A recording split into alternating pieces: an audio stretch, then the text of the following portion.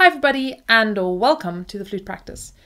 Today I'm going to be sharing some of my absolute favorite tips to help you really play more expressively and play with more emotion and really kind of dig into the music. So let's go check it out.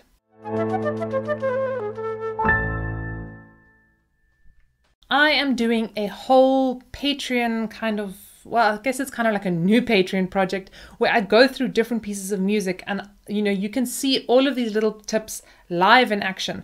But for today, I'm going to be using one little phrase and I'm going to hopefully be showing you by means of all of these different tips how you can apply this. So the little phrase I'm going to be using is from Gourmet's Madrigal. So we just really...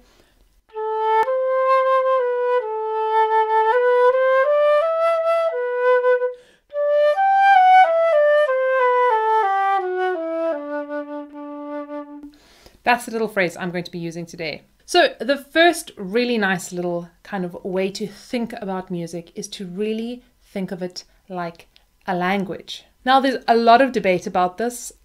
Some people saying, music's not a language. And anyway, I'm not going to get into that.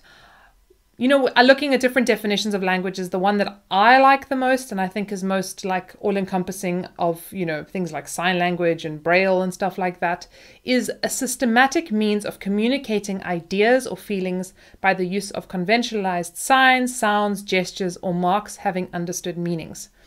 And for me, that's exactly what music is. It's specific kind of like obviously notation on a page and specific sounds, gestures, and all of that have a very specific meaning. And we don't have to look too far to realize that composers kind of agreed with this. And especially in like early music, Baroque, classical music, composers would write specific kind of figures of music, so specific little patterns of music called gestures that meant very clear, specific things to them. And I think in many ways still do to us. So, for example, like a little sequence that goes up when it's is something that, we get a sense of building excitement. The composer didn't just somehow write it down. He was very clear about what he wanted there. So I think we can kind of be guided by this and really think of music as a language. And a really nice simple tip that I like to use is to kind of maybe put a sentence to a musical phrase.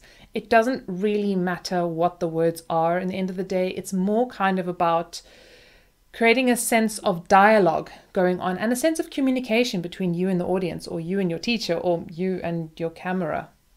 So back to our little phrase. If I was to think of a little sentence, and perhaps I could think of this as like two little sentences. So maybe I could do the first part, which is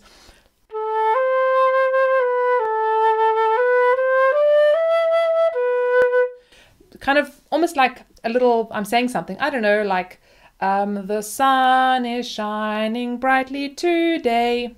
Anything, really guys, anything, bear with me here. And then the second part,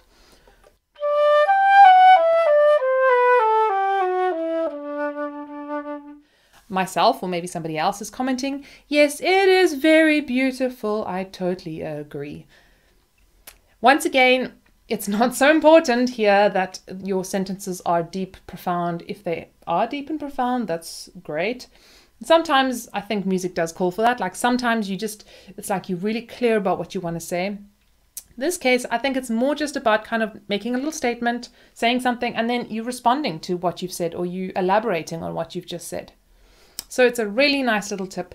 Think of your music as words. We can really be guided by singers because they actually do have words, and it's so incredible to see how composers that write songs, how they use the music to really explain the words. It is so beautiful to watch. So if you ever want to do yourself a favor, go get like a piece of vocal music and even just listen to a recording with the music in front of you, and you'll be amazed at what they call kind of word painting that they do. So I guess it's like musical painting, but they like, when the words say go up and then the music goes up, or the music is speaking about something dark and then suddenly the music gets all dark. It's so cool. It's so cool. Speaking of dark and light, the next really lovely, lovely, lovely tip to use is color. Think of your music in terms of color. And in fact, this is once again not a new idea. Composers did this. And the whole treatise is written by composers and musicians on the meaning of different keys, for example, and color. So I don't know, like B minor was like a dark purple. I'm just making this up. Or maybe A major would be like a bright red, or whatever it might be. And once again, I don't think it's that important that there's like every single E major is definitely yellow. That's it. I think it's more about what feels good to you. Remember, this has to be an authentic way of you communicating something to an audience. So this is not about like what your teachers tell you to do, or what, I don't know, your favorite flute player is doing in the recording you love to listen to. This is about what you want to say to somebody else, or what you just want to express in your own practice room. I'm going to try and think of a very specific color, and I'm going to see if it comes across at all. Let's go.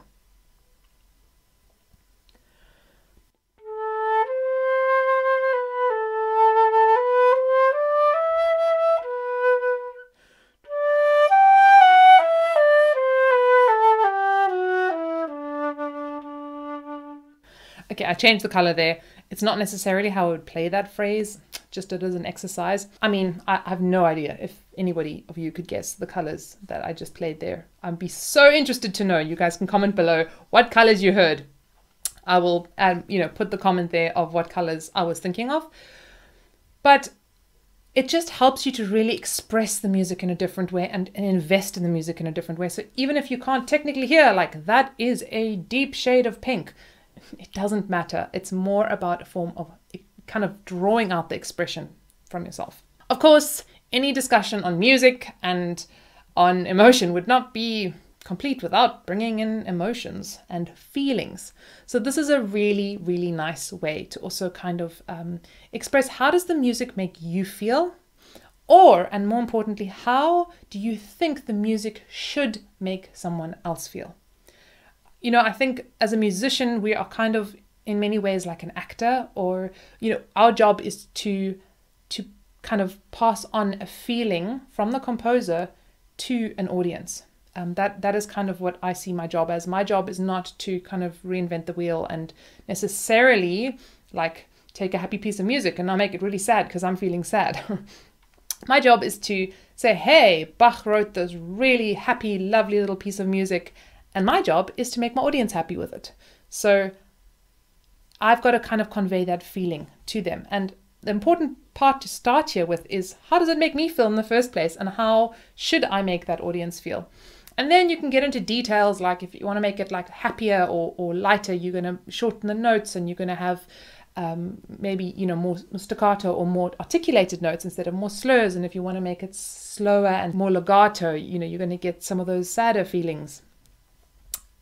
Now, there are many techniques for this, so I'm not going to get into huge detail in this video, but you get the idea. How does the music make you feel, and what was the composer intending to have it make other people feel? A nice little tip I got from one of my teachers is to really imagine setting a scene. So this is kind of, we're going back into the idea of being an actor, drama, and opera, actually, because very often opera, you kind of have these incredible scenes that are set by music, but you actually have a scene.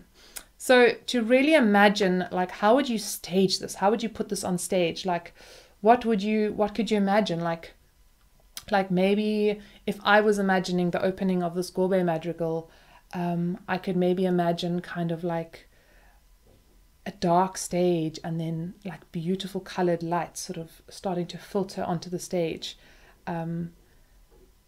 With maybe like a girl, I'm making this up as I go, as you can tell, but maybe there's like a girl sitting in a beautiful flowing dress or whatever it might be. This is lovely because it kind of brings in everything together, and it kind of brings in color, so you can bring in those colors, but more than that, it brings in story, telling a story.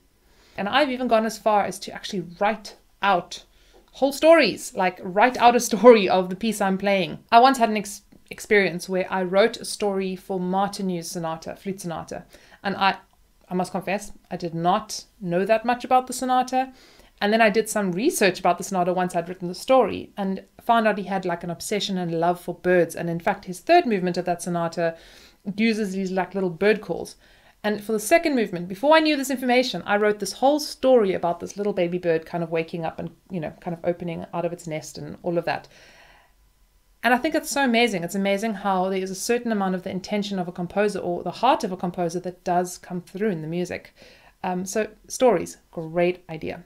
One of the other kind of overarching things that I'm going to really recommend is looking at the history and the kind of context of a composer. Like back to the Martineau story, like it would have been super helpful if I'd known from the beginning and I'd read up about the composer, like, he loves birds, like this is a huge part of his love and life.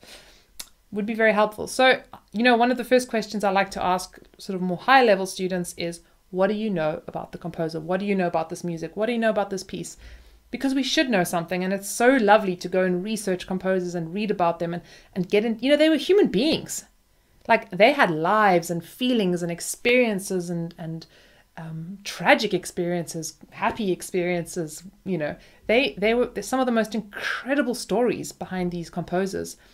And I think those stories can really help us to tell another story to our audience. Okay, guys, bit of a deep philosophical video today, but I think it's just, it's such a huge part of why I love music so much, because for me, it goes past just the notes. It goes into something that is so essentially like a human experience. And that I think is so, so, so exciting.